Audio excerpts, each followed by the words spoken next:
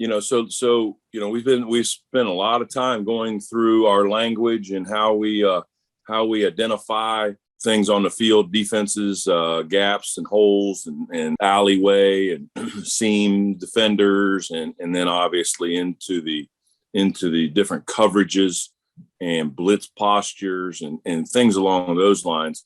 So now we're going to go into now the progression reads, the keys, how are we reading defenses? Not what are we determining what the coverages are, but now we're going to go into reading defenses. Okay, so I'm going to go into and reading our keys and what we're going to go to. So we're going to go to the whiteboard. Okay, this is fun now. It's tedious to learn what cover 2 is and how to differentiate between cover 2 and cover 4 or cover 6, or 1 high, 2 high. It's kind of, okay, it's good. You got to know it and you have to learn it. But this now becomes, let's play quarterback. Okay, let's play the position and let's go through, and we'll get into some very specific plays here as we get through this process over a few weeks. But today we're going to start to build the language of what we're reading and how we're reading defenses for individual plays. All right. And the first thing, obviously, is we want to know, obviously, in a lot of different things we're going to look for. So our process, what are we coming up to we're breaking the huddle, we're getting the call, we're communicating the call to our offense, right? Now, what is our process from that moment? How are we going about getting ourselves prepared for that play? We got to recognize several things really quickly. All right. And we go top down, inside out. Okay. Top down, inside out. What's that mean? That means that the high safety line that we've been talking about a lot. How many high safeties in an instant? You're looking at that and it's a flash. Okay. So you're trying to identify how many high safeties are there. Okay. Then it's going to be inside out from my odd front, even front in general, really quickly to identify that, hey, we have the guards are uncovered, my center's covered, it's odd front. There are many times we're playing against a defense and they're in odd front every snap. And we know that, and we can glance through that. Now we're looking at alley defenders, where people are in the alley in relationship, especially in relationship to our second receiver, if we're in some kind of 2 detached situation. And then we're going to check our corners for disguise and where their alignment are, inside leverage, outside leverage, looking at me, or are they looking at the defender, those kinds of things. So we're going to go top down, inside out. Okay. Top down, inside out. Okay. That's where we're going to scan as we start to see what we're looking at, so we can identify whether it be coverages or sometimes it's just the math. We know 2 high. I know I got a little more time. 1 high, they may be coming a little bit. Let me see. Or no high. Here comes the kitchen sink. Let's make sure we got a plan. Okay. Now that goes into the next thing, and that is in a pass play is what is our protection responsibilities? Okay. What do we have to do in our protection responsibilities? Very quickly, the first thing, and we've been talking about this quite a bit already. We're looking at our protection responsibilities, and where is my now throw? Okay, where's my now throw? Also use the term get out of jail. How can I get out of jail? All right, here comes the heat. What am I going to do with the ball? I got to get rid of the ball quick because they're bringing the heat, and I have to have that in my brain regardless of what our protection is. In a lot of situations, we have to identify our mic in the protection. Not always. Okay, what is the mic? We got to identify the mic. Okay, and that's not always a given, but that's something that we have to discuss and know how to do very quickly. And then we're going to looking for our protection, and this is pretty detailed. I'm not going to go too far into this, but our protection weaknesses. Okay. And know where our protection weaknesses. This gets into NFL style football, and we're not going to go that far into it yet, but that's something that we have to know in our situation. And right now it's more based on, okay, hey, we think they're going to bring 6 and the matchups and they're not very good. Okay. And this gets into hot and side adjust. And then it also gets into changing protections and re-identifying the mic or changing the mic, or changing the slide, different things along those lines. Again, I'm not going to go too far into that. All right. But the biggest thing in our protection responsibilities is knowing where, right, for you, especially a young quarterback, where's my now throw? Where's my quickest answer to get the ball out of my hands? Who's looking at me the fastest? Who's going to be ready to catch a ball if they're bringing quick heat?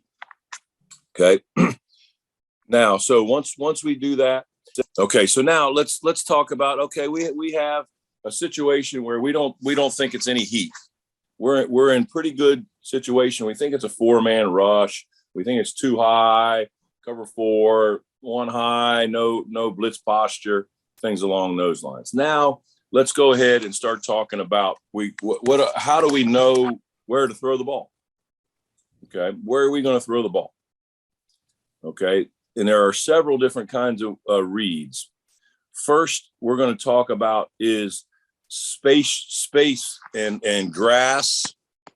Okay, so space, grass, open, coverage weaknesses, open areas, coverage weaknesses that we've discussed already quite a bit. Simple idea again. Where are they keeping people out of the seam areas, or are they pushing people to the seam areas? It's too high. We know that they're going to push people to the seams and try to get everybody. That's where they're strongest. The hole shots on either side of the safeties are the and down the middle is the weakness. And we can go through again all those again. I don't want to go back through all those. If you've been studying with us, you have awareness of that. Okay, so where is the space? Where's the grass? Where's the coverage weakness? And there are some certain times that's all there is to it. All right, it's that simple. And there's the space. What receiver's going to run in that space? And that's where I'm throwing the ball. Most of the time, it gets a little bit more in depth than that, but that's the beginning. Okay, so the next thing is defender keys. Okay, defender keys. So now we're going to I'm just going to give you a really basic, simple idea, and that we're going to run a curl flat, okay, concept.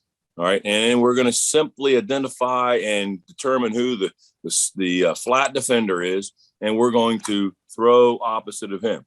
If he backs up and takes the curl, we're going to throw the ball to the flat. Okay, simple. He runs with the flat, we're going to throw the ball to the curl. Okay, so simple defender keys. All right, and that's an area of what a lot of people are doing in a lot of ways. In some form or fashion, you're going to do this most of the time in most throws in some way, shape, or form. Okay, next area is just a progression. Okay, we all hear on TV talking about progression reads and things along those lines. What's that mean? Well, let's take that same example, and we're running a curl flat. Okay, so I want to say what's our progression is. I'm going to throw the ball to the flat first, and if he's open, I'm throwing it. If he's not open, I'm going to throw the ball to the curl. Okay, and that's my second read. First read, second read, something along those lines. And again, there's a million ways that we can discuss, a million routes that we can go through. But that is a progression read, meaning that you're looking at a receiver or the area he's running to. I mean, you're not looking at the receiver. You're looking at the area he's running to. And then that's your first read. And if that area is open, then we're going to throw the ball. If it's not, if it's covered or someone's getting ready to break on it, okay, corner, say they're again, same thing right here. You got some kind of triangle defensive position. Okay, strong safety, corner, safety, and you see this corner squats down on it or starting to come down on it. You can say, okay, he's not open. I'm going to turn and throw the ball to the curl. But we want to just again have that language and know what we're talking about. All right, now along the progression read, let's go to the next. First of all, an inside out read, an outside in read, and we have a high low read, and we have a low high read. And then we get into the triangle reads. Okay, what are we talking about? If I'm running a slant and a bubble, Okay. And I'm telling you to throw this ball first. This is number one, and this is number two. This is an outside in read. Okay. Now we're talking about outside route, not outside receiver. Outside route. Who's running the outside route? It's the bubble. The bubble is the outside route. So I'm going to outside in read. I'm going to throw the bubble. I'm going to look at the bubble. I'm going to try to throw it if it's open. And now we'll talk about how that fits into defender keys here in just a second as well. Then the second read is the slant. Okay, so that's an outside in read. If a coach, it doesn't matter how they want you to do it. Okay, and some coaches will do it the other way. They want you to throw the slant first. The slant first, which is hard to do, but that's how some people coach it. That's okay. Now that's an inside out read. So we're running inside out. Okay. We're looking at the slant. We're going to try to throw the slant, and then that space is there. We're going to throw it. It's not, and you come outside to the bubble. That's the difference between an inside out and outside in read. Okay. It's where your eyes are looking and what space. You're not looking at the outside receiver. You're looking at the outside route area. Where is that area? Okay. Obviously, if you're throwing the slant, when you start to look there as you're dropping, you start to look there. This receiver is probably about right here, but you're looking in this area there as he's breaking to it. You're not looking at the receiver running. You're looking at the area that he's going to run. And then you're seeing the timing of that as we go. Okay. Okay. And then we have the high, low, and low, high. So high, low read, low, high read. A simple fade out concept. All right. Okay. So a high, low read, that means we're going to read high to low. Okay. And you're looking at the deep area. Again, you're not necessarily looking right at that receiver. You're just looking at that area. And if the defender covers that one, you're going to throw it to the short one. All right. And then the opposite would be the case. Okay. And that is a low high read. Okay. What's that? That means the opposite of that. And I'm going to read the low defender. We run that route, and you're going to look at him first, 1 to 2. All right. That's a low high read. So you got to know the difference between those. What's the hey guys, trivia? What's the name of that? What's the name of that concept right there? That low high read. Smash. Good job, guys. Right. A lot of you guys probably know all these things together. All right. So we were just going through and making sure we have an understanding. Now, let's go to the next part. The triangle read. A little more complicated. And we're just going to take these three receivers, okay, where we got Y and the Z and the X, whatever you want to call it. So we're going to have three routes, okay, and those three routes are going to create, okay, a triangle in a sense where we have those three routes within our read and within our sight, and when the space, you want to put it in a space close enough. And all it is really is it relates to a high-low and an inside-out together, or an outside-in together, and you put them all together, creating a triangle. So again, let's just take looks like a generic cover 3. The Sam's out, Mike's out, corners deep, free safety over here, strong safety, whatever the front coverage exactly. Okay. Exact alignment. But we're going to just take and go in a triangle. All right. So you can go middle out. So what's the middle of the triangle? Okay. The middle of the triangle is here. And then how these two defenders cover it. If they split, okay, I'm going to throw it. I'm going to throw the top of the triangle. If they both go toward, okay, in that direction, I'm going to throw to the right side. Okay. If they both go, in this direction, I'm going to throw there. Okay. In a triangle read, I'm looking at the middle and how they respond, how the two defenders, we have three routes, on two defenders, how they respond is where I go and what space. There also is the general, call it just a in and out read, meaning that we got guys on either side of one defender. So let's say it's a different coverage, and again, we can call it whatever we want to call it, but there's a guy on either side of a defender. So we're going to put a guy here and a guy here, and we're reading him in or out, either side, in and out read, in and out read, instead of inside out or outside in. It's an in and out. I got one on either side of it.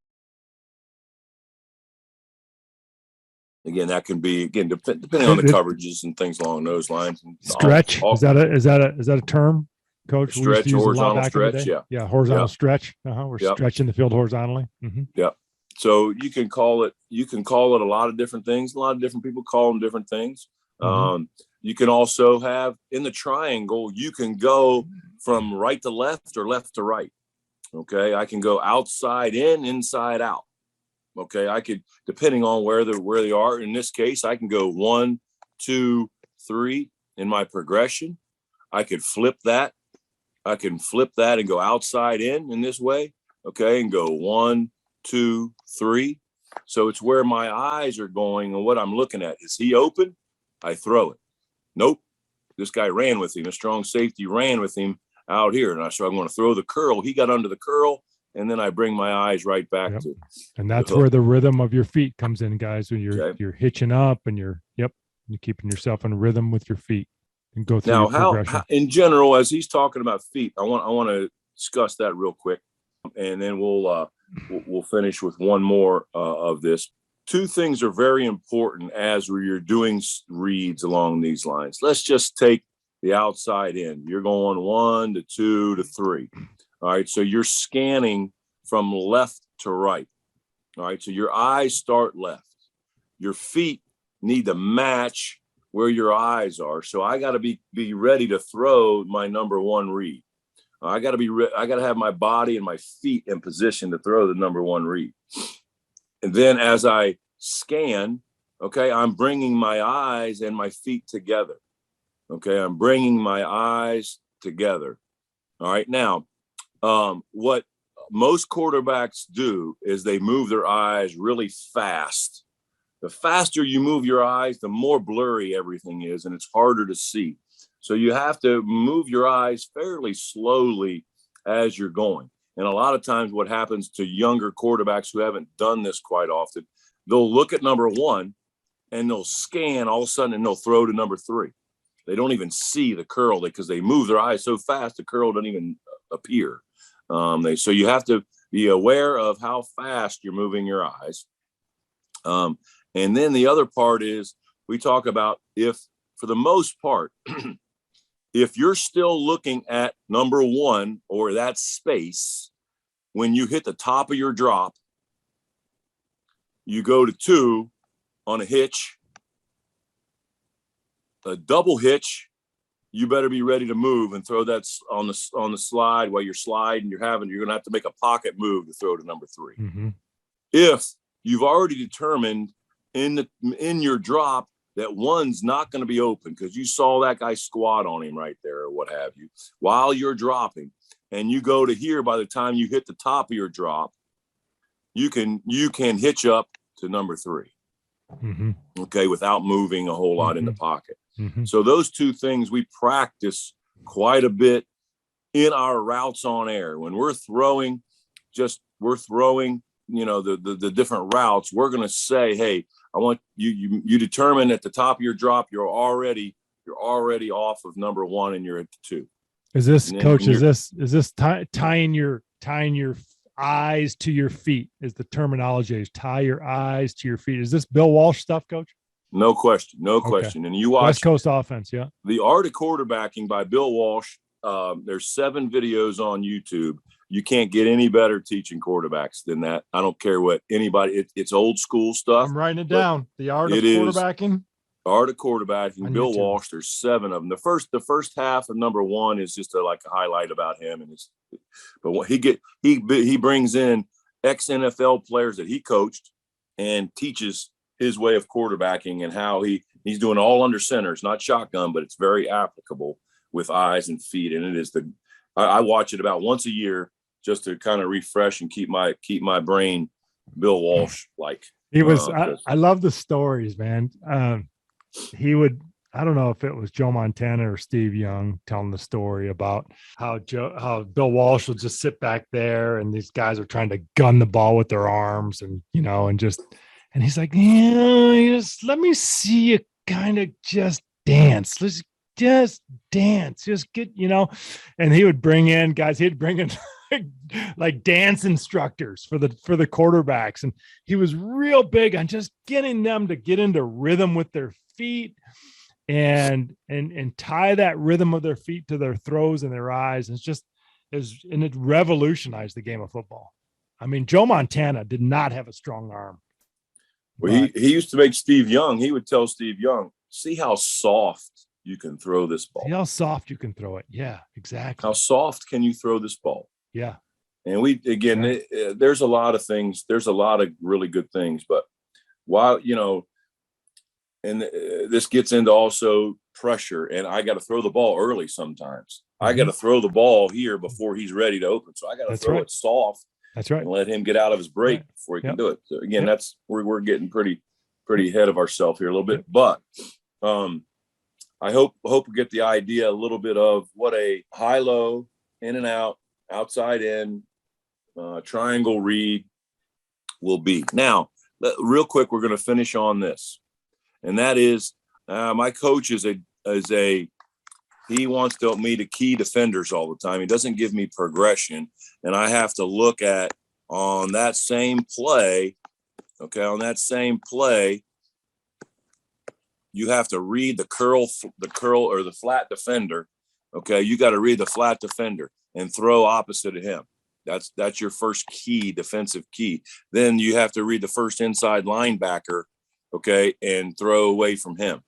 So if I can, you go opposite of him, he goes there, I throw here. He goes there, I throw here. I'm keying the defender. Okay.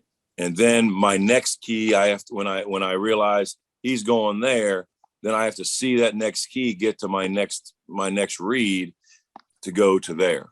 So even within a key defender, there's still a progression.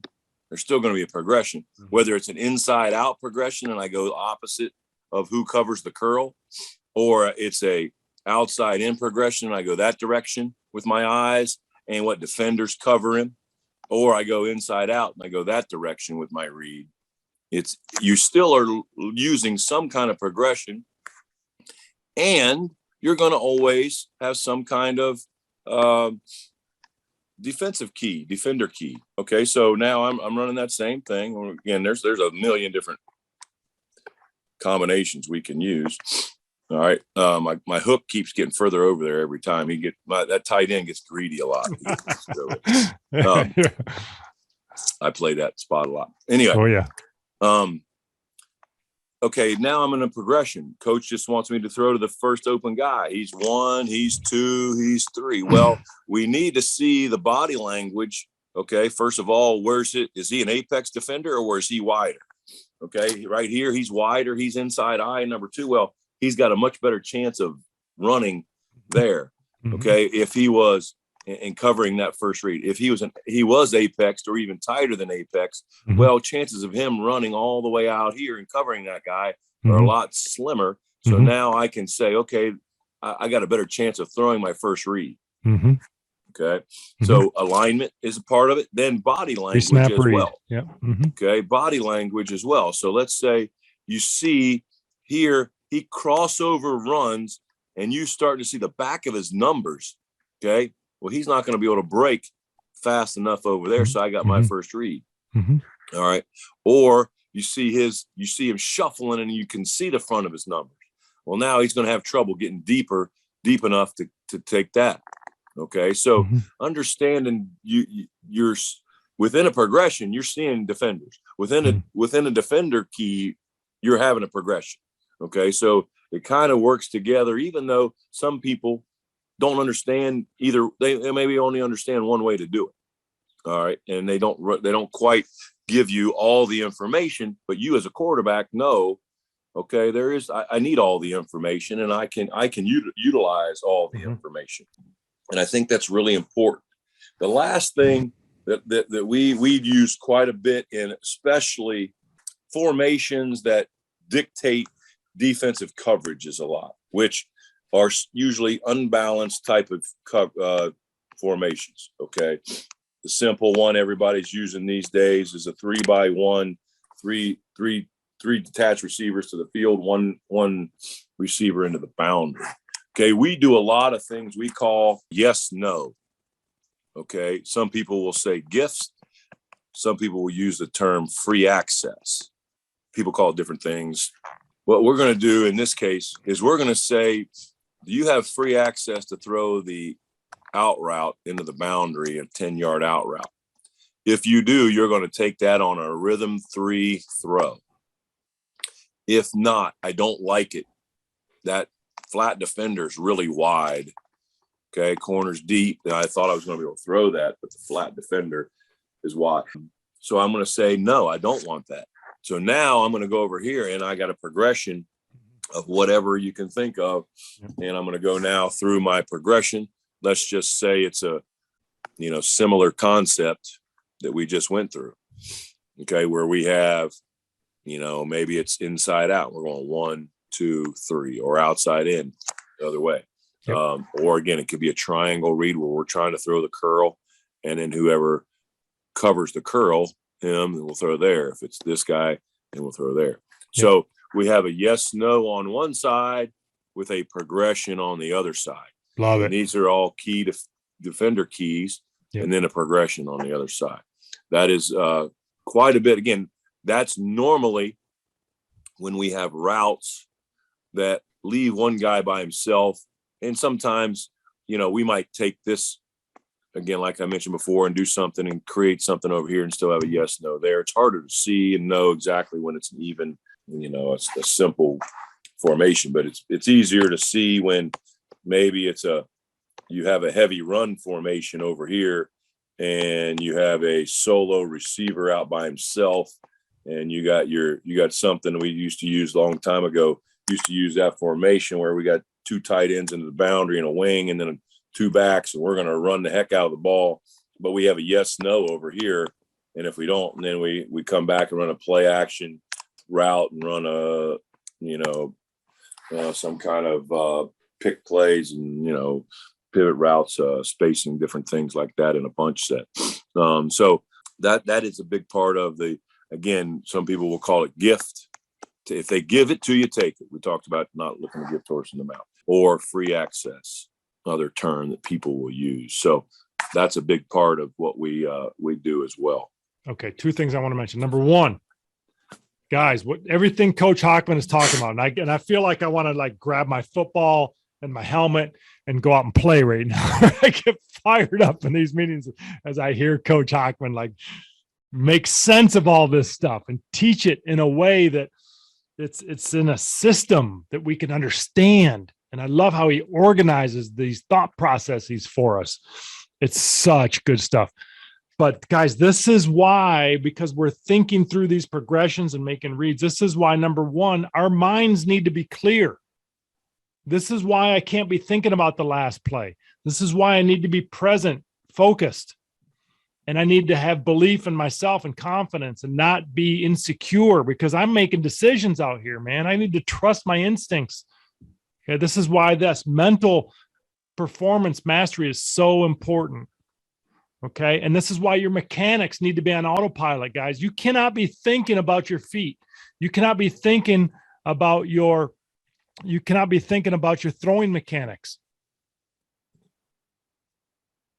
Okay. This is why we do all the work in the dark in the off season when no one's watching. We practice our 5-step drops and our 3-step drops and our rhythm throws and our reset throws and our escape, reset our feet, and our throwing on the run and our play action, flip my hips, set up in the pocket, flush, step up. This is why we do all that stuff over and over and over and over and over again, so that we can just, our feet, our movements, our throwing, it's like breathing. It's automatic. We don't think about it. Okay. And the second thing I wanted to say, and Coach Hockman, you'll crack a smile when I say this. Now, I know you heard this back in the day at Bowling Green.